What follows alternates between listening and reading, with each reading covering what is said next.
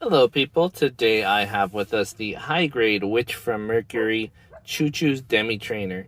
And if you didn't know, Chuchu is one of the main characters from the story. The Demi trainer is one of the students' mechas. Actually, there is a write-up about these ones, so let me go ahead and start reading that here. Demi trainers are a common sight at school. They receive regular updates and upgrades. Despite there being no change in their outward appearance, the latest iterations have vast improvements over the originals. As members of the Earth House are unable to afford the latest model Demi trainers, they're forced to bridge the gap by customizing older models. This led to a development project called Project Chuchu, which culminated in the completion of this unit. Chuchu's Demi trainer was optimized for hit-and-run tactics, firing its large beam rifle, then rapidly retreating. With major acceleration and deceleration improvements primarily made to its legs, the unit can stop and start on a dime. These abilities are so extreme, in fact, that they are difficult to handle for any pilot who has not undergone intense high-G training. Chuchu, a pilot who despises retreating, was not thrilled at the idea of a unit best suited for hit-and-run tactics, but has come to see that it may be Earth House's best shot at attaining victory. Then about her, Chuatari Panlunch is her name. A first-year student at the Astakazia School of Technology, conspicuous for her aggressive behavior. She is nicknamed Chuchu. Until Soletta arrived, she was the only pilot in Earth House, and has intense hostility towards spaceborne Spatians. She is definitely one of the most appealing characters in the show. I really like that pink fluffy hair. It is one of the best designs, I think, in terms of characters. But her Demi trainer here is also one of my favorites. These little guys are heavy, utilitarian-looking vehicles. Just take a look at this blocky look. It's very, very similar to the Joehound, the Brady Hounds, that family of mecha from the Kyokai Senki kits. You get the big exposed bars. They're really cool looking, ready to attach different things to. Very nice color scheme with the tan and white. Very interesting look to it, and I really do like it. Very grunt and very utilitarian. Let's go ahead and go into the articulation. Usually I'm going to take the weapons off here. So let's go ahead and do this, because on this one, the weapon kind of stays mounted to her waist here. It just gets held and aimed via the arms and the arms here. So this is supposed to stay plugged in. We'll leave that unplugged. Starting with the head here, we have a standard rotation here, and there is, let's see, only the 1 point, as you see here. It's just a solid part there, and the head rotates around it. So no double ball on that one. Very odd for a Gundam, especially a more modern one. Starting off at the top here, we have this point of articulation where you can kind of roll that guy up and down. Inside here, there's a ball joint that goes into this set right here, which is also on a ball joint, like so. You see this one going into the front of the mecha here, so you can pull that one out quite a lot. Same on this side, so you can articulate those arms forward.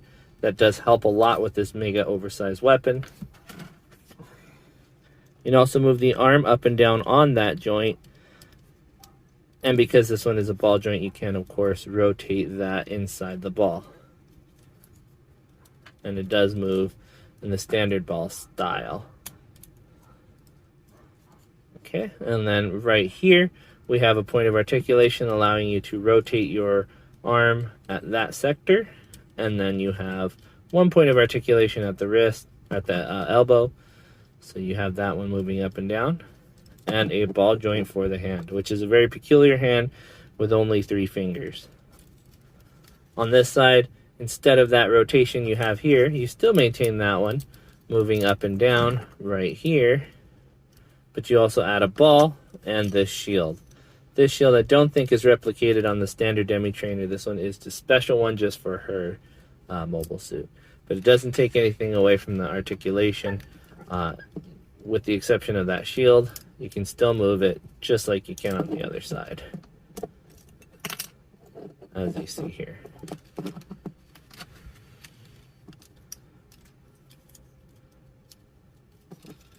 Moving on to the waist, there is a ball joint up here at the top, but it isn't exactly how you think it is. It's actually pointed up forward into this section here.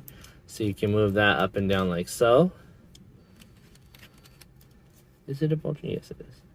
And that also allows you to rock it back and forth like so. And then going down into the belly here, or going up from the belly, is a ball joint that allows you to rotate this section. Okay, I'm wrong. That's actually just a cylinder, so you can only rotate it on this sector. No ball actually added there. Pretty good articulation from the ball joint then, honestly. All right, moving down to the hips, there are 2 points here, so you can mount 3 millimeter stuff here, but you can rotate those inside there. These flaps here rotate together. You can separate them and move them independently if you'd like. I left them together. There is an odd form here that you can move and lower this waist section that actually locks in place using the back skirt. So you can move it up this way and lock it in, or you can move it up this way and lock it in flat. I like it the way it looks flat, so I keep it this way, and it's supposed to be just a hair higher than I had it. Where is it? Right there. So it nicely locks in place. I just don't understand the point of it. Very big diaper look too. Moving on to the legs. Big peg into the middle section here. No drop down on that one. It moves up and down just like you would expect it to. Moves up and down just like this. So you get quite a lot of splits. There you go. Before we keep going down, let's move to the front section. So this clips onto the front of the diaper, just like so. You get a point of articulation at that arm right here. That one allows you to rotate this guy all the way around the front of that thing. This one also has a point of articulation you can rotate your gun on. This allows you to move the handle, the stabilizing handle for the weapon, and then of course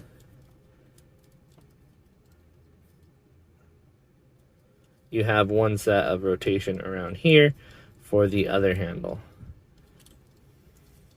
It's a very big weapon with 2 points of articulation and a really interesting mount. So we're going to take that one out of the way now. Moving on to the legs, 2 points of articulation at the knee, one here at the top, which didn't function that time. It just moves a little bit. You can see here, just a little bit there. But the bottom one is fully fledged and can move quite a bit. It does lock in place inside here, so it tucks in nicely with the 2 points of articulation there. This one obviously rotates here, so you can move those thrusters any direction you'd like, and the knee armor does move up and down as well. It looks like it's tied into that, but it really isn't. This one is attached to that one on that little rotation there, but realistically, they aren't tied together in terms of rotation. It also allows you to move those up and down, like so, and any point in between. I'm not entirely sure why you do that, but you can if you need it, you know, holstered downwards, put upward, whatever you'd like to do. Moving on to the legs, or the feet here. Very interesting style of assembly here. Like the iron-blooded orphans before, you have 1 point of articulation here at the bottom of the leg, which allows you to rotate the entire foot, like so. And then you can rotate each individual piece here. That moves on a ball joint here in the front, and on the back actually rotates just on a peg. You do have a wheel in the back that isn't actually functional, just for show, but I think they do use it in the show. Very interesting look for this one. So before we move into the size comparison, I wanted to show you guys the extras that this one comes with. You would think there might be a lot because this is a custom version of the Demi trainer, but this one only does come with an extra hand for the left side and an extra hand for the right.